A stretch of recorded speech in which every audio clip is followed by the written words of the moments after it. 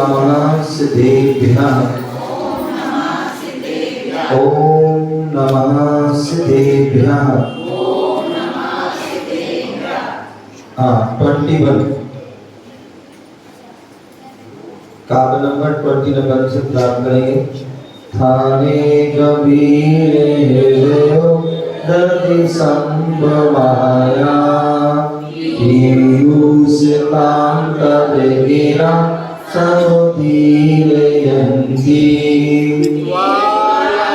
तथा परम सम्मद संगमायो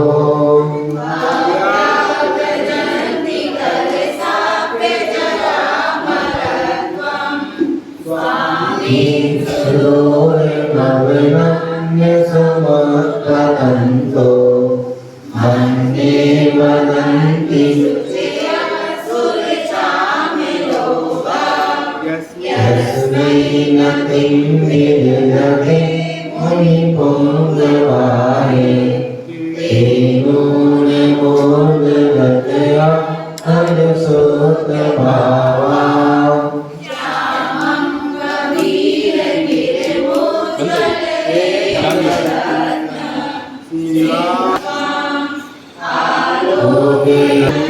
मुझे चाबी कला शिरशील नमागुहाम उद्भक्षता तरसिति युति मंडलेन लोकच्छनच्छ विनसो गतरुर्भूये तव वीतरागे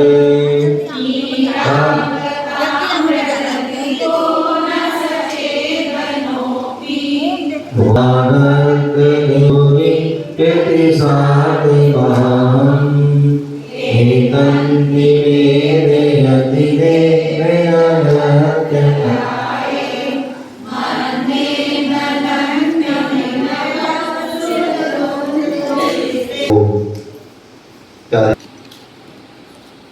आज हम सभी पुनः भारत की राजधानी दिल्ली बुद्ध महावीर जिनालय में बैठे हुए हैं। भगवान महावीर स्वामी का दिव्य संपोषण लगा हुआ है। भगवान महावीर स्वामी की जो वाणी खिली उस वाणी का हम रसपान कर रहे हैं। शाम का वक्त गुरु भक्ति प्रभु भक्ति संस्कार यात्रा का है। गुरु भक्ति में हमने आचार वंदना की, गुरु भक्ति में भक्तांबर दीप आराधना की और संस्कार यात्रा में हम संस्कार की बातें के माध्यम से जानने के लिए हम कल्याण मंदिर स्तोत्र की क्लास पढ़ रहे हैं, जहाँ पर आचार्य कुमुद चंद्र स्वामी भगवान पारसनाथ की विशेष स्तुति कर रहे हैं, उनके गुणों का गुणगान कर रहे हैं।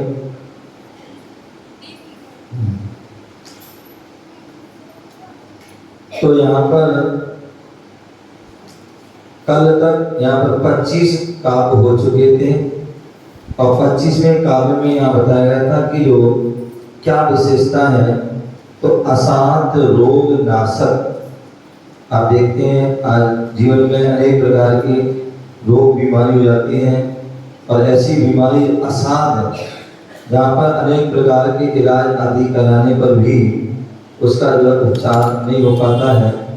जहाँ कहते हैं दवा काम नहीं करती है, जहाँ दवा काम नहीं करती है वहाँ दुआ काम करती है। जहाँ पर दवा काम नहीं करती है वहाँ पर दुआ।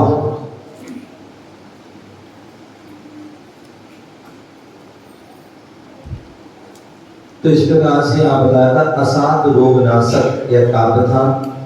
और इसमें जो है जो भगवान के विशेष रूप से अष्ट प्रातिहार होते हैं और उस अष्ट प्रातिहार में दुंदुभी नाद उसके बारे में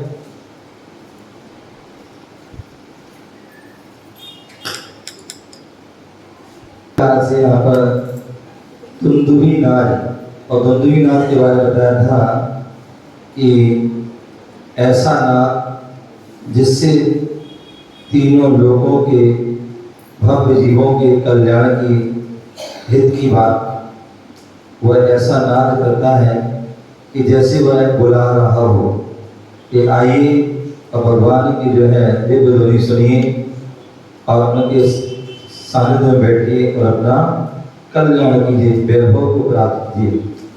इस प्रकार से यहाँ बताया था। आज वह 26वां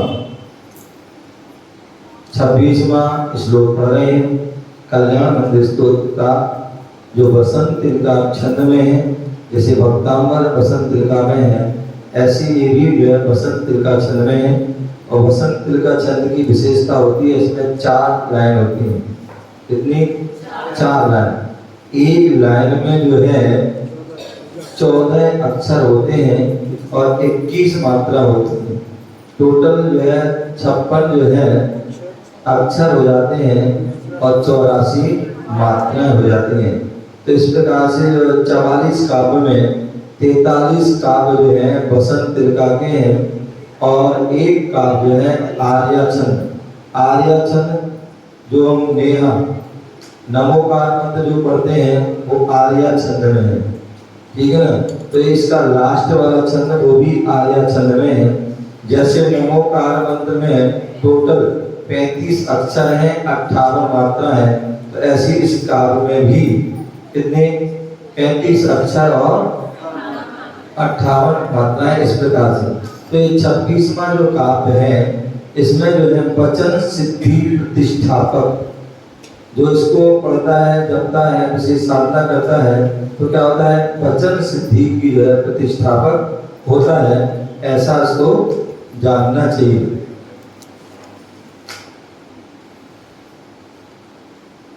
अब इसको एक पढ़ेंगे थोड़ा थोड़ा और आप सभी भी इसको पढ़ेंगे, ठीक है ना। उद्योति उद्योति तेसु, पढ़िए। हाँ योगी पढ़िए। उद्योति तेसु भवता भवता भुवनेषु भुवनेषु नाथ तारान वितो तारान वितो विधुरयम विधुरयम बहतादि बहतादि तारा मुक्ता कला कली तोरु सितात सितात पत्र व्याजात व्याजात त्रिधा धृत तनुर ध्रुव मभ्यु पेता। एक बार पुनः पढ़ेंगे, ध्यान से पढ़ेंगे। पंकज ध्यान से कल पूछूंगा। हाँ एक बार पुनः। उद्योति उद्योति उद्योति उद्योति हाँ तेसु भवता भुवनेषु भुवनेषु नाथ तारान वितो तारान वितो विधुरयम। देखिए क्या कर रहे हो, पढ़ नहीं रहे, कहाँ पढ़ रहे, पढ़ो ध्यान से।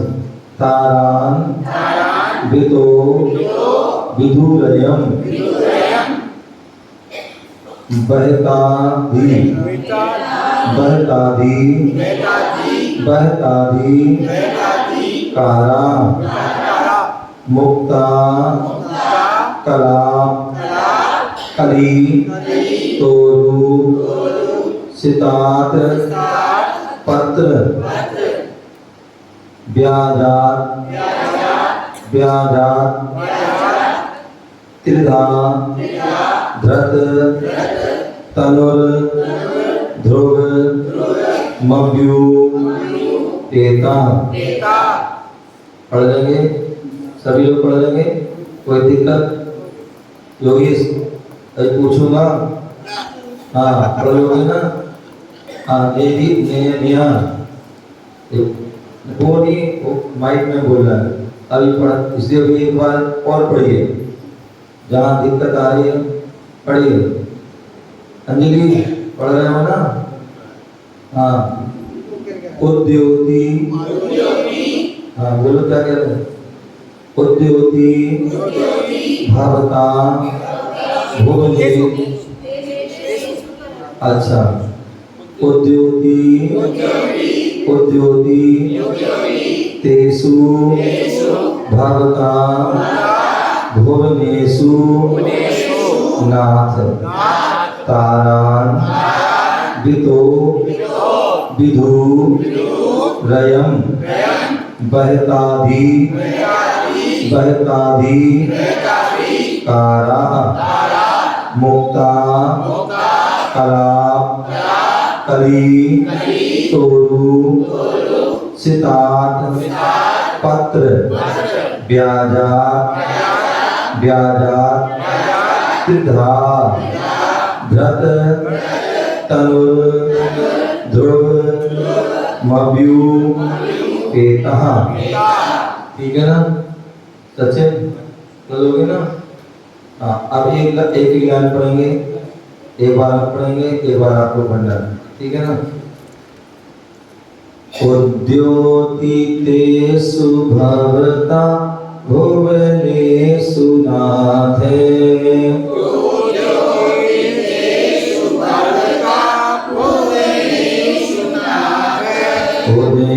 उद्योतितेषु भवता भुवनेषु नाथे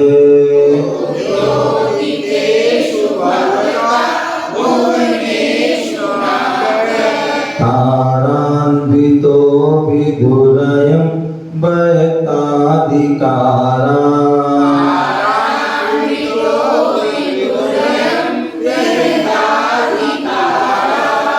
तारान्वितो विधुरयं बहताधिकारा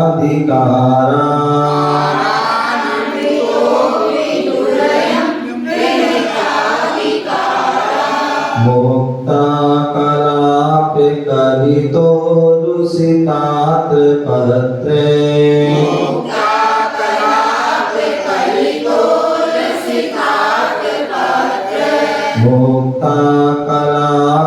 कलितो रुसितात पत्रे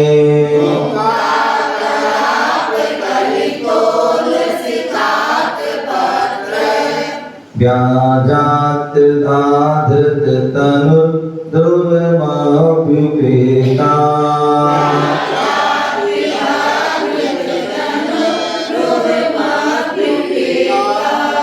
व्याजात धाधृत तनु ध्रुवमभ्युपेता।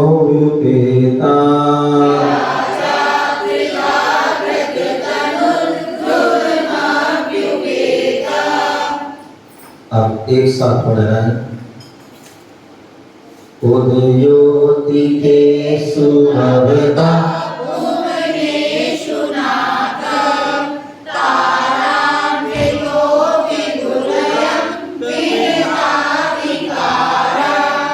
मुक्ता कलाप कलितो रसितात पत्र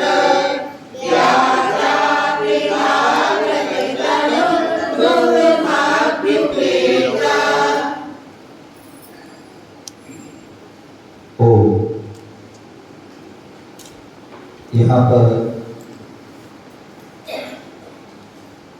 अभी हमने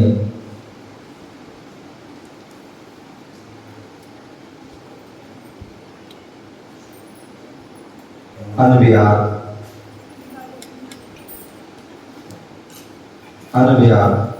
नाथ पहली लाइन का लास्ट अक्षर है नाथ, माने हे स्वामी। भवदा दूसरा अक्षर आपके द्वारा, भुवनेषु तीसरा अक्षर, तीनों लोगों के उद्योति प्रकाशित हो जाने पर बहितांधिकारा नष्ट हो गया है, नष्ट हो गया अंधकार जिसका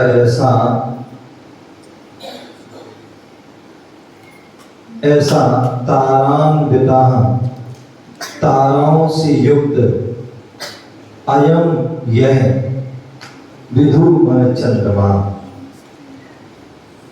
मुक्ता कलाप कलितोरी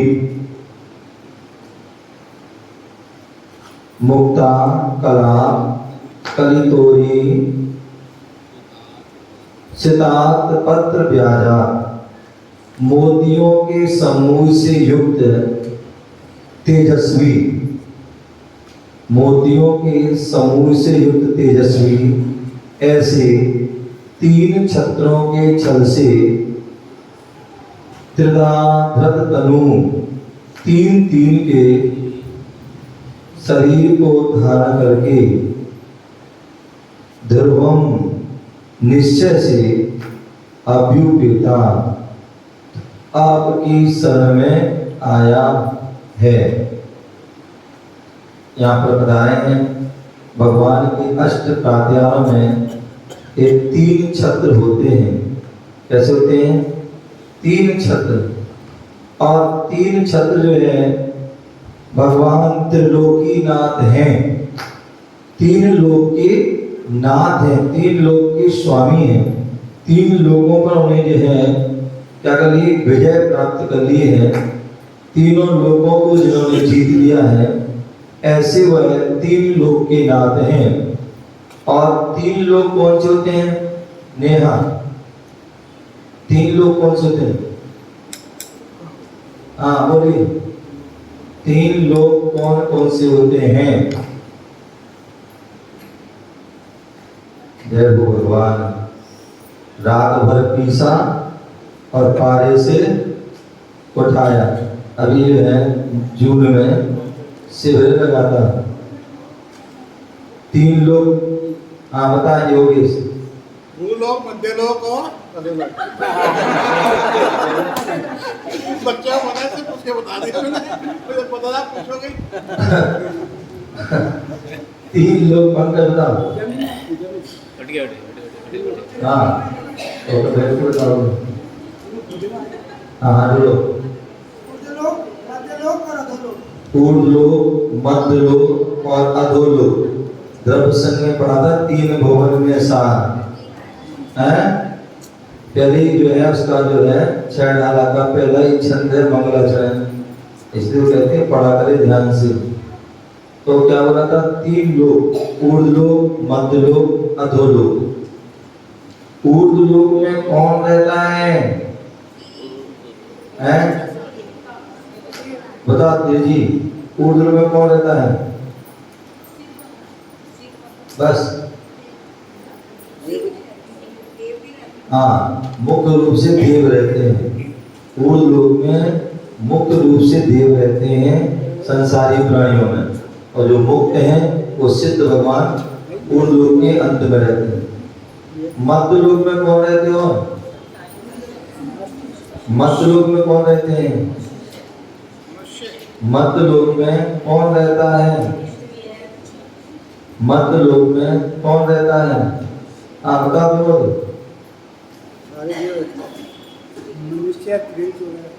मनुष्य और त्रिंच मुख्य रूप से मध्य लोक में मनुष्य त्रिंच रहते हैं। बाकी ज्योतिषी देव भी रहते हैं, भवनवासी अभ्यंतर आदि भी जो है भटकते रहते हैं, वो भी रह सकते हैं। तो इसलिए मुख्य रूप से मनुष्य होते हैं। अधोलोक में कौन रहता है? हाँ बोला कंसा। अधोलोक में कौन रहता है? मुख्य रूप से नारकी रहते हैं। बाकी पहले नरक के पहले और दूसरे भाग में व्यंतर और भवनवासियों का वास है, और सातवीं पृथ्वी के नीचे जो है कलकल भूमि है, जहाँ पर निगोदिया जीव रहते हैं। तो ये तीन लोक हैं। तो ऐसे तीन लोक पर भगवान ने क्या कर लिया है? विजय प्राप्त कर ली है। ठीक है ना? तो ऐसे 3 लोक के स्वामी हैं। तो मैं बता रहा था अष्ट प्रातिहारों में 3 छत्र का जो है वर्णन कर रहे हैं और 3 छत्र और 3 लोक के स्वामी का प्रतीक करते हैं। ध्यान रखिए, कई बार जो है जो छत्र व्यक्ति लगाते हैं तो उल्टे छत्र लगा देते हैं। क्या लगाते हैं? उल्टे जैसे। पहले जो है सबसे ऊपर सबसे बड़ा, फिर उससे छोटा, फिर उससे छोटा। ये क्या है प्रक्रिया? गलत है। क्या है? गलत है। ये देखिए, ये लगे हैं सही। पहला नीचे वाला बड़ा और उसके बाद फिर छोटा, उसके बाद फिर छोटा।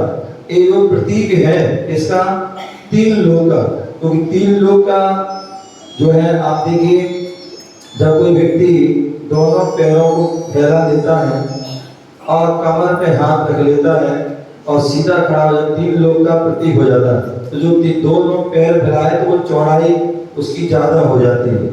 तो अधोलोक की चौड़ाई क्या है? ज्यादा है। मध्यलोक की फिर उससे कम है और ऊर्ध्वलोक की जो सिर है उसका और छोटा हो जाता है। तो ऐसे ही जो है नीचे का छत्र बड़ा होता है, अधोलोक का प्रतीक है। क्या है? नीचे का अधोलोक का प्रतीक है, बीच वाला मध्यलोक का प्रतीक है और ऊपर वाला अधोलोक का, ऊर्ध्वलोक का प्रतीक है। तो इस प्रकार से वह 3 छत्र। अब यहाँ बता रहे हैं छत्र कैसे होते हैं। छत्र बनते हैं तो कैसे होते हैं? तो जैसे आकाश में चंद्रमा होता है, क्या होता है? चंद्रमा होता है, अपने आप में प्रकाश फैलाता है, रात्रि में शीतलता फैलाता है, उजाला कर देता है। और उसके साथ साथ क्या होते हैं? उसके साथ साथ तारे होते हैं। तो ऐसे हमारे छतर होते हैं और छतर में जो है क्या होते हैं? बीच बीच में जो है उसके घुंघरू लगे होते हैं। क्या लगे होते हैं? घुंघरू, या जो है छतर में रत्न आदि भी लगे होते हैं जो चमकते हैं और घुंघरू लगे होते हैं। एक में 3-3, क्या? एक में 3-3 घुंघरू लगे होते हैं जो है वो लटकते रहते हैं, हिलते रहते हैं। तो ऐसे वो मोती जैसे मोती होते ना, ऐसे जो बता रहे हैं मोतियों के समूह से तेजस्वी 3 छत्रों के छल से 3-3 के मोती होते, तो 3-3 के शरीर को धारण करके निश्चय से वह आपकी वो शरण में आए हैं, ऐसा प्रतीत होता है। तो इस प्रकार से यहाँ पर वह बता रहे हैं। भावार्थ, हे प्रभुवर, आपके ऊपर 3 छत्र, जान के 3 छत्र हर किसी के लिए होते हैं। 3 छत्र जो है तो परमात्मा के ऊपर, अनंत भगवान के ऊपर, अनंत भगवान के ऊपर होते हैं। बाकी जो है एक आदि छत्र जो है मुनि आदि पर, आचार्य उपाध्याय आदि पर भी हो सकता है। और एक जो छत्र जैसे होते हैं ना, राजा चक्रवर्ती के ऊपर भी होता है। देखते हैं जब वो चलते हैं तो उनके ऊपर क्या होता है? छत्र। क्या है? छत्ता जो लगा है कुछ भी तो क्या होते हैं?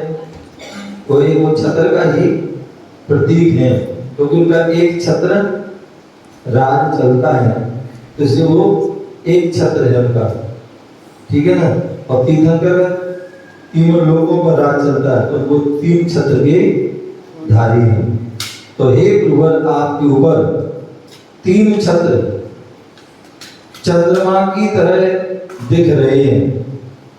तो जैसे चंद्रमा शोभायमान होता है वैसे वह छत्र भी शोभायमान। हे प्रभु, आपके ऊपर 3 छत्र 3 चंद्रमा की तरह दिख रहे हैं। तीनों क्या है? चंद्रमा की। कई बार आप देखते हैं ना कि जो है रात में जो है या दिन में सूरज भी निकला है और कई बार चांदी जो है थोड़ा थोड़ा सा दिखता है। तो ऐसी वैसे जैसे अपने बोलते हैं जम्बूद्वीप में वैसे 2 सूरज 2 चंद्रमा है, आगे आगे बढ़ते क्रम में है 4, तो उसका और बढ़ते ऐसे क्रम में बढ़ते जाते हैं। तो ऐसे यहाँ पर बोल रहे हैं 3 छत्र कैसे? 3 चंद्रमा की तरह दिख रहे हैं, चमक रहे हैं। और मोतियों की झालर की तरह तारे, जैसे छत्र में मोती लग रहे हैं, मतलब ऐसा जैसे चंद्रमा के साथ तारे आकाश में चमकते हैं। और जो 3 लोक पर विजय बता रहे हैं, और आपके तीनों लोगों को क्या करते हैं, जैसे चंद्रमा जो है अपने भूमंडल को प्रकाशित करता है, ऐसे आपके वो 3 छत्र हैं, वो क्या कर रहे हैं, अपने प्रकाश से तीनों लोगों को प्रकाशित कर रहे हैं। इस प्रकार से यहाँ कहा गया रिद्धिमत, रिद्धिमत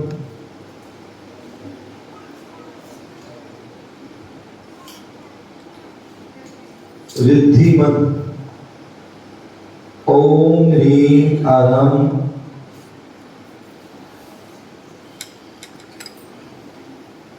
ओम ह्रीं अर्हं नमो जयं पदाई नम घोर तवाणम। ओम ह्रीं अर्हं नमो जयं पदाई नम घोर तवाणम। विजय प्राप्ति हेतु, विजय प्राप्ति हेतु घोर तप रिद्धिधारी जिन्हों को नमस्कार हो। विजय प्राप्ति हेतु घोर तप रिद्धिधारी जिन्हों को नमस्कार हो। गुणई मंत्र। ओम ह्रीं श्राम श्रीं श्रूं श्रां पद्मे पद्मायी नमः स्वाहा। ओम ह्रीं श्रां श्रीं श्रूं श्रां पद्मे पद्मायी नमः स्वाहा। राज्यसभा में साधक की संपत्ति, राज्यसभा में साधक की संपत्ति तथा उसके कहे हुए वचन सर्वश्रेष्ठ माने जाते हैं।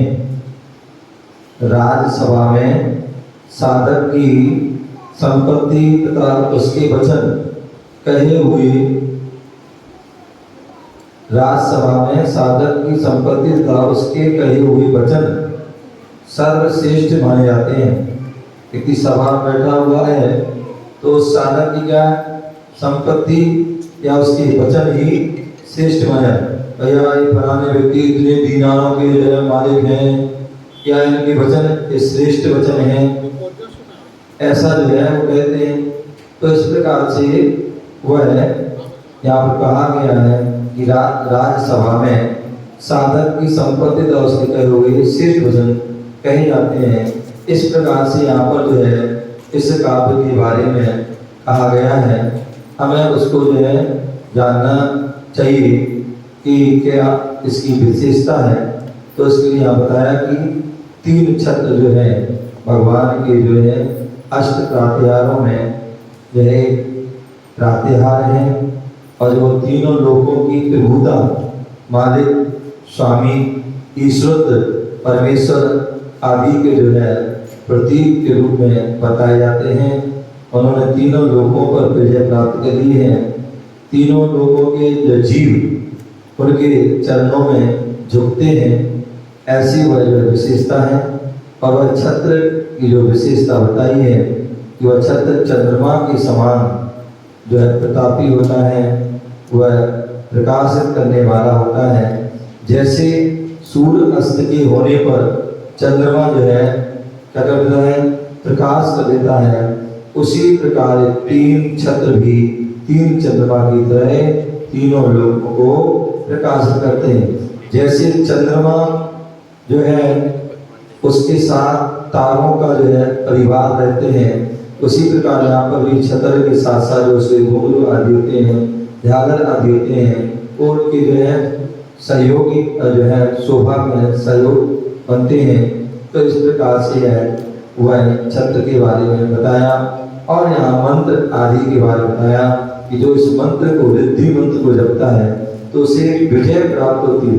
जहाँ भी जाता है, जिस कार्य को भी करता है तो उसमें उसको सफलता प्राप्त होती है।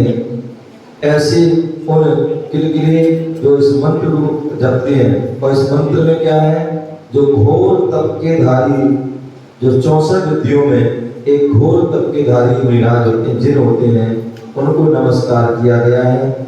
यहाँ पर मंत्र के माध्यम से ये बताया गया कि इस मंत्र का आप जाप करते हैं तो आपको जो है राजसभा में, राजा की सभा या ये राज्यसभा में आपको बैठने का अवसर मिलता है। और वहाँ बैठने का ही नहीं, वहाँ आपको अपनी संपत्ति के माध्यम से क्या होता है, आपके लिए वह सम्मान बहुमान भी मिलता है। और आप देखते हैं कई बार बहुत से लोग ऐसे वचन होते हैं कि उन वचनों से हंगामा हो जाता है। क्या हो जाता है, हंगामा हो जाता है और सब सभा भी जो है भंग हो जाएगी और उनके लिए अनेक प्रकार के जो है उनको दंड दिए जाते हैं। जो व्यक्ति उदंडता से बोलते हैं, अपशब्द बोलते हैं, एक दूसरे पर कुछ फेंकते हैं कि माइक फेंक रहे हैं, कोई कचरा फेंक रहे हैं, कुछ फेंक रहे हैं, तो उसके माध्यम से क्या होता है, या स्पीकर जो उसका जो मालिक होता है, तो अध्यक्ष उसको लिए गलत शब्द बोलते हैं, राजा कोई गलत बोल दे तो क्या हुआ, सजा ही मिल रहा है। क्या मिलेगी सजा, कुछ भी आपको सजा मिल सकती है।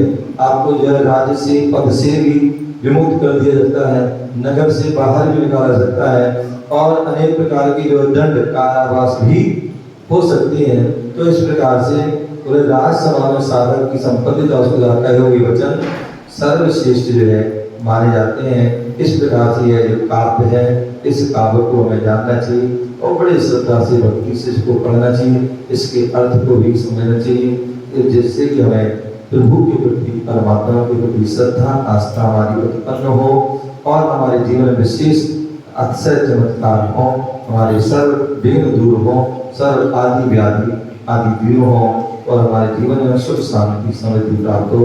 ऐसा है इस काव्य का महत्व है, इसको जाने समझे। ओम नमः सिद्धेभ्यः। भव्यैकथं तदपि नाशयसे शरीरम् एतत् स्वरूपमधमध्यविवर्तिनो हि यद्विग्रहं भवति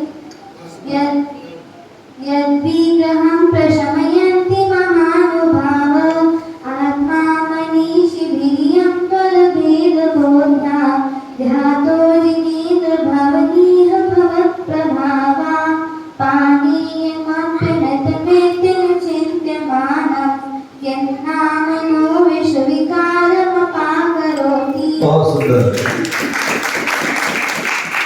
आइए गुरु जी यहाँ ताली बजाते हैं।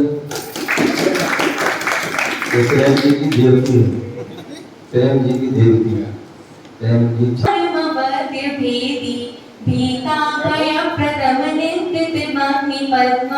संसार सागर निमज्जित शेष जंतु पोतायमानमपि न व्यजिनेश्वरस्य यस्य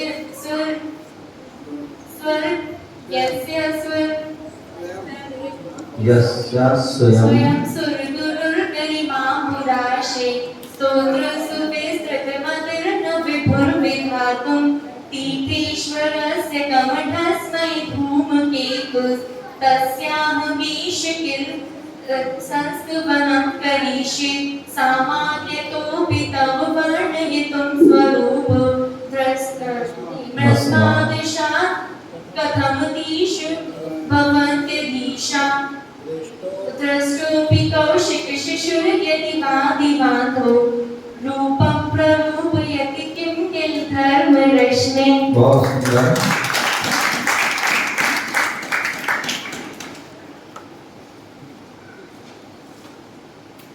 हाँ, अब शुरुआत मजबूत करेंगे।